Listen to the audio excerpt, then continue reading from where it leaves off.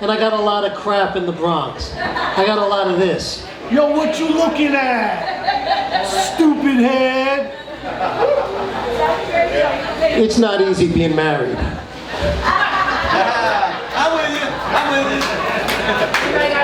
And today is actually my 25th wedding anniversary. Thank you. My 25th wedding anniversary. Unfortunately, we split up 10 years ago.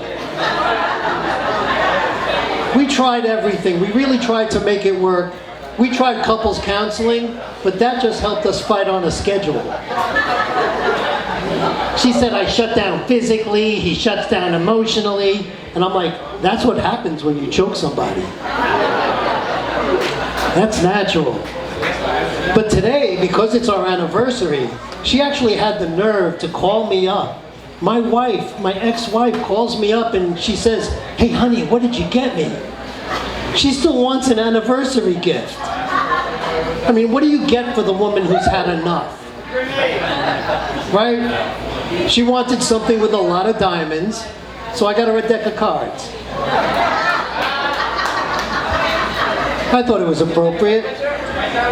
We really tried. She wanted me to express my feelings. So I found the perfect greeting card. We've all seen one just like it. On the outside it says, honey, I just want to take this moment to let you know how I feel. And you open it up, and it's empty inside. Oh, was it better when she was choking me? Maybe. So we tried everything. It's a little disrespectful though. You know, she was disrespecting me in the bedroom. Guys, there's some things you can't get over. She was like this, do it to me. Do it to me, baby. And I was already doing it to her. That's wrong, that's emotional abuse. Then her mother got into the act. Not that act. But, right, thank God. My mother, my ex-wife is Puerto Rican. Not a problem. But her mother called me mantequilla. Mantequilla, kids cover your ears. In English, mantequilla means butter, but in reality, it means pussy.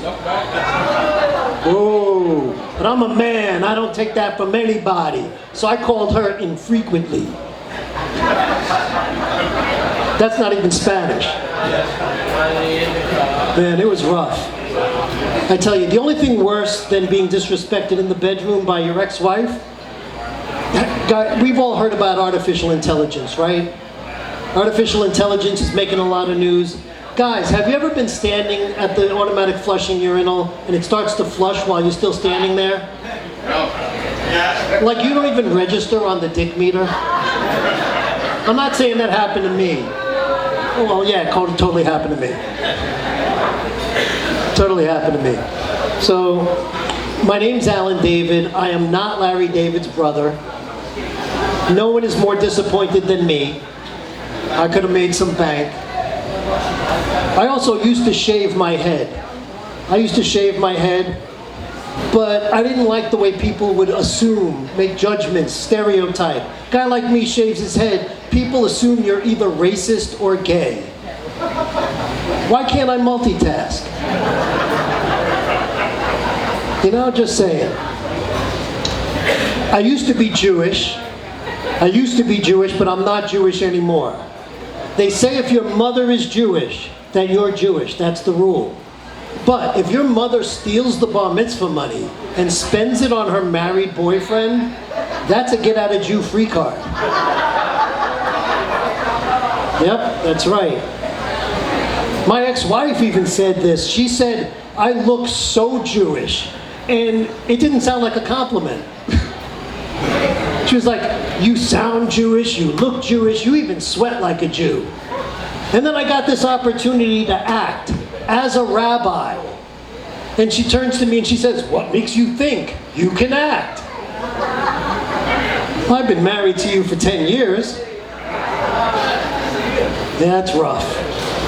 But my mom did have a married boyfriend. This is a great story. My mom had a married boyfriend. His name was Leo.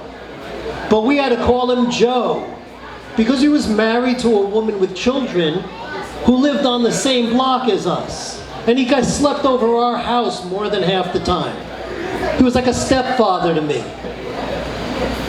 And here's how my mom tried to play it off. This is really fun. My mom tried to make it okay. I was 9 years old. My mom tried to make it like it wasn't sorted. So she says, we're not sleeping together because his junk was blown off in the war. Right? Like, that's less awkward, imagining his neutered Barbie body. I'd rather he was just doing my mom.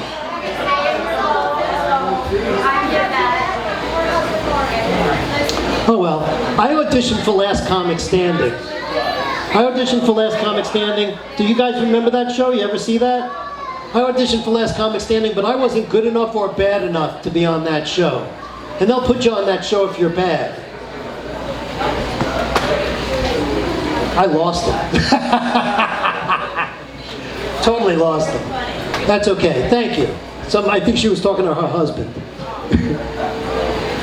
I auditioned for Last Comic Standing, and after the audition, I went to another show where all the comics were talking about their audition. They were all talking about, oh, I wasn't chosen because I did a gay joke, and one of the judges was gay. And somebody else said, oh, it was too political, and that's why they didn't choose me. And then they came to me and they said, Al, why do you think they didn't choose you for the show? Hi. I said, well, if I had to choose one thing, I think it was my material. You know, no comic can just admit they suck. You know those comics who are out there night after night, every night, doing it night after night, but they never make it because they aren't quite good enough?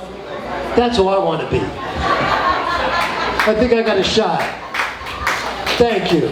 I got one more story, a fun story about when I was a teenager. Who here remembers when Ronald Reagan was shot?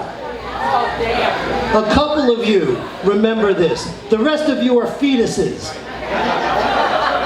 I've paid for abortions older than you. And I can say that because there are no abortions here.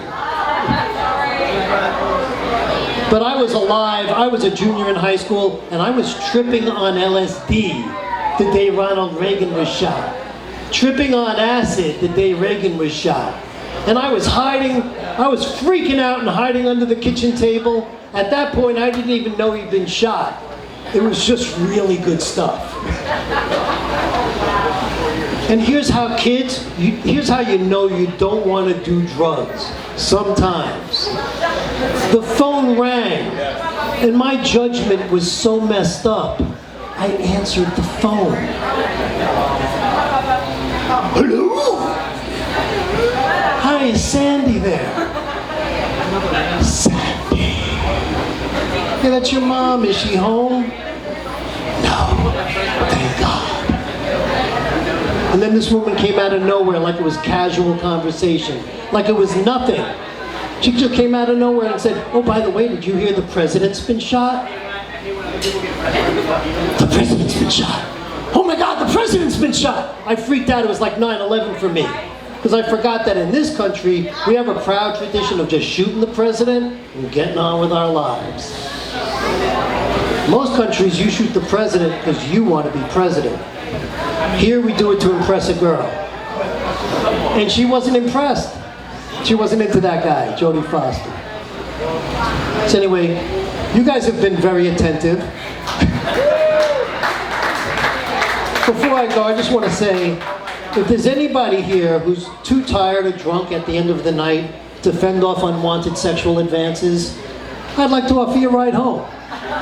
And that goes for the ladies too. That's my time. My name's Alan Bailey.